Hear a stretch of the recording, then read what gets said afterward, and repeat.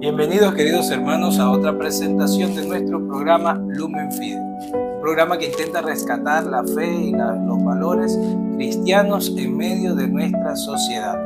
En un mundo plagado de tantas discordias, enemistades, problemas, sufrimientos, viene la luz de la fe a iluminar nuestra vida como un foco potente para poder disipar las tinieblas del error y del pecado y darle paso a la virtud, darle paso a la fe.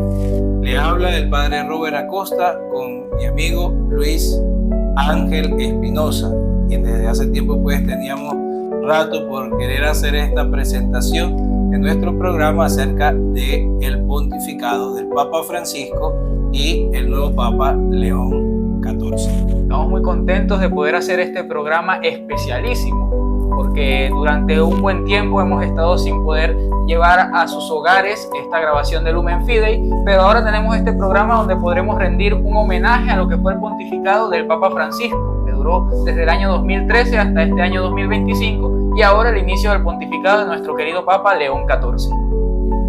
El pontificado, o pontífice, viene de la palabra puente, que significa ese puente que debe existir o que existe entre Dios y los hombres. Y este intercesor, este hombre que es sucesor de San Pedro, viene a ser la cabeza visible de la Iglesia Católica, que es el vínculo de la unidad. Cuando Jesús elige a Pedro, después de toda la enseñanza que le dio, después de haberle cambiado el nombre, también le invita a hacer y a confirmar a sus hermanos en la fe. Entonces, cuando aparece Jesús a los discípulos, dice: vayan a Galilea. Le dice a las mujeres: comunícanle a mis hermanos que vayan a Galilea. Y una vez allí, confirmarán a sus hermanos en la fe. ¿Quién es este que tiene la misión de confirmar en la fe? Pues el Papa, que es el pontífice. Que ha tenido siempre un sucesor directo. El único sucesor directo de los apóstoles y de un apóstol específico es San Pedro. San Pedro tiene sus sucesores, y el sucesor que hoy rige desde la cátedra de San Pedro es el Papa León XIV. Antes fue el Papa Francisco, de feliz memoria, que murió, como dijo Luis, este año, y que rezamos para que el Señor lo tenga en la gloria del cielo. Una cosa curiosa que recordamos del Papa Francisco era que siempre tenía una palabra de ánimo, sobre todo y especialmente para los jóvenes, que desde que hizo la Jornada Mundial de la Juventud en Río de Janeiro en el año 2013 siempre tuvo estas palabras animando a los jóvenes, sobre todo a un verbo que él mismo inventó, a no balconear la vida. Era una cosa muy curiosa, decía: métanse en ella, actúen, sean protagonistas de la historia, no balconeen la vida. Siempre el Papa Francisco, llevando ante esta sociedad que vive una crisis fuerte de estrés, de depresión, llevaba estas palabras de ánimo, donde nos invitaba a asumir el protagonismo de la historia que Dios tiene preparada para nosotros. El Papa Francisco en sus alocuciones, en los momentos en que hablaba la gente, siempre invitaba al hombre a poder ir a las periferias, a ir a esos lugares escondidos, a esos lugares donde no llega la voz de Dios, a donde por marginación, bien sea por marginación política, social, económica, de cualquier tipo de marginación, el Papa invitaba siempre al cristiano a poder ir a ese que más necesita. Me llamaría el Papa también ir a la oveja perdida, ir a aquel que debe encontrarse a Jesús. ¿Y dónde está Jesús? En ese que está marginado, en ese que está solo, en ese que necesita. Ahí invitaba siempre el Papa a poder ir a las periferias, no solo a las periferias del mundo, las periferias geográficas, sino también a las periferias existenciales. Una cosa curiosa que siempre tenía el Papa Francisco para con ustedes los sacerdotes es que les invitaba a ser pastores con olor a oveja. ¿Nos podría explicar un poco a qué se refería el Papa con esta frase tan interesante? Bien, el pastor, como conocemos, un pastor es aquel que guía las ovejas, pero que también se mete con ellas, o sea, que las cuida, que las cura, y es este ser que va delante de la oveja para guiarla, en medio de ella para acompañarla y detrás de ella siempre para animarla. El pastor es aquel que no se disfruta la oveja, no la exprime, sino por el contrario, la guía hasta algo mejor, hasta los verdes pastos de la vida eterna. Pero la oveja a veces también es un poquito testaruda y pues se pierde por los valles oscuros, se pierde por las montañas. Y el pastor, el buen pastor, al cual nos invita Jesús y que el Papa pues nos reafirmaba, era aquel que va en búsqueda de esta oveja, de la oveja que se perdió. Y cuando encuentra la oveja, pues dice la Escritura, la toma sobre sus hombros y la cura, la lleva hasta el redil. Pero cuando la oveja pues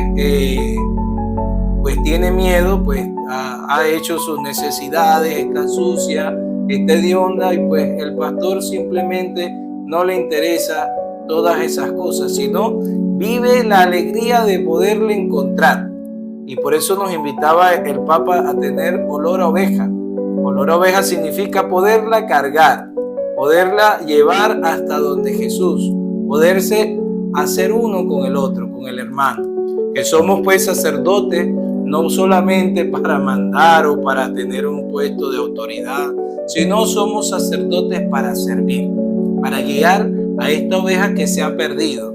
¿Y para dónde la ha de guiar? Hasta los verdes pastos de la vida eterna, para guiarla nuevamente al redil, donde hay un único pastor, que es Jesucristo el Señor.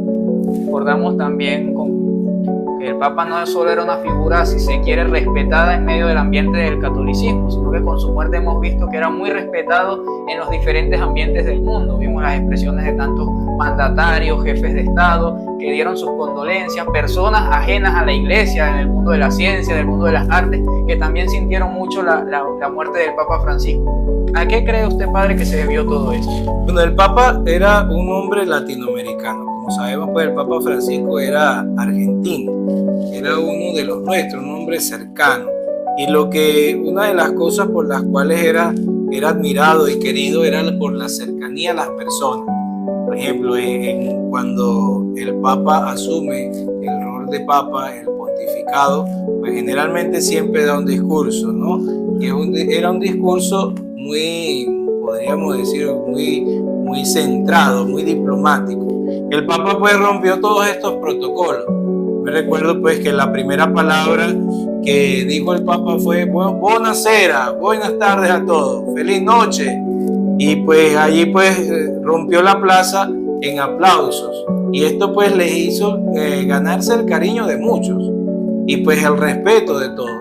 El Papa pues, como todos los papas que hemos tenido en este tiempo, está pues rodeado de una santidad y de un mensaje muy claro en el cual pues nos invita siempre a poder mirar a Jesús de frente, a mirar a Jesús a los ojos, a poderle contemplar, a poderle amar. Y amar no con palabras solamente, diciéndole a Diosito, Diosito, te amo, sino pues con obras concretas. El Papa no hubo lugar donde no se metiera, el Papa no hubo persona que quisiese encontrarse con él y no se encontrara, que se escondiera de la gente. No, por el contrario, era un hombre cercano. Y un hombre no solo cercano, y yo creo que ahí está el gancho de toda esta situación, sino que era un hombre coherente con lo que decía, ¿ya? O sea, el Papa Francisco no era solamente aquel que decía cosas buenas e importantes, sino que las vivía. Que cuando el Papa hablaba de la paz que él vivía, que él rezaba por esa paz. Cuando él hablaba de la compañía, de ser compañeros de camino, de ir en medio de la sinodalidad, pues el Papa era compañero de camino y era sinodal, caminaba junto con la iglesia, junto con el necesitado, junto con aquel que no seguía incluso a Jesús, pero sabía que en todo ser humano están las semillas del verbo. Una cosa curiosa, ya con esto finalizamos un poco lo que fue la etapa del Papa Francisco, fue su última aparición en la plaza de San Pedro, el día antes de su muerte, que salió a impartir la bendición por Pascua de Resurrección. Y vemos la fortaleza de este hombre de fe, que es aún en el momento más difícil de su vida, el momento culminante, pues como buen pastor sale al encuentro de las ovejas, a encontrarse con ellas. Y con esta imagen es que nos quedamos con la alegría de rezar por él, para que el Señor le conceda un descanso eterno, que brille para él la luz perpetua y que pueda estar gozando del reino celeste. Pues con la muerte del Papa Francisco se eligió un nuevo sucesor de Pedro. Voy a contarnos un poco acerca de esto. Y una vez que muere el Papa, pues inicia un proceso de duelo en la iglesia, es lo que llama la iglesia la sede vacante. O sea, la sede del Papa está vacante, no hay un papa que nos gobierne, que nos sirva, que nos acompañe, que nos comunique y que nos confirme en la fe. Y entonces la iglesia pues abre después de los funerales propios del papa, que este año pues si pudieron haber visto, fueron muy sencillos, fue muy cercano. Inicia lo que llaman el cónclave. El cónclave viene de la palabra con llave, una reunión de los cardenales donde se ha de elegir al sumo pontífice. Este año pues el cónclave duró 2 días aproximadamente, y en estos días los papables y los no papables, los que iban sin ganas de querer ser papa y los que no, pues todos estos cardenales se reunieron y en medio de sus encuentros pudieron ver no solo si eran candidatos o no, sino las necesidades de la iglesia, y eran lo que llamaban las congregaciones, hasta el momento en que entran en cónclave.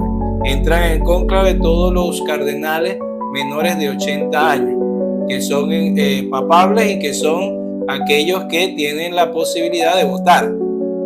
Se reúnen todos y cuando se reúnen los votos de las 2/3 partes de todos los presentes, pues se elige el papa. Y pues se elige a este papa, el cardenal Robert Prevost, que es estadounidense, que fue obispo en Chiclayo, en Perú, y que era prefecto del dicasterio para los obispos, pues era el que elegía, el que presentaba los posibles obispos de las diócesis del mundo al papa, pues él elegido papa y asume el nombre de León XIV. ¿Por qué 14? Porque hay ya 14 con él que han asumido este nombre. ¿Y por qué cambia el nombre? Nos preguntamos siempre eso, ¿no? Y por eso lo respondo de una. Porque se nos cambia la misión. Cuando Jesús ve a Simón, cuando le cambia la misión a Simón, pues le dice: tú serás Pedro, y sobre esta piedra edificaré mi iglesia. De ahí la costumbre de que el Papa pues asumiera un nombre distinto al suyo, porque asume una misión distinta. Ya no es solamente sacerdote, de que lo seguirá haciendo toda su vida a que se muera.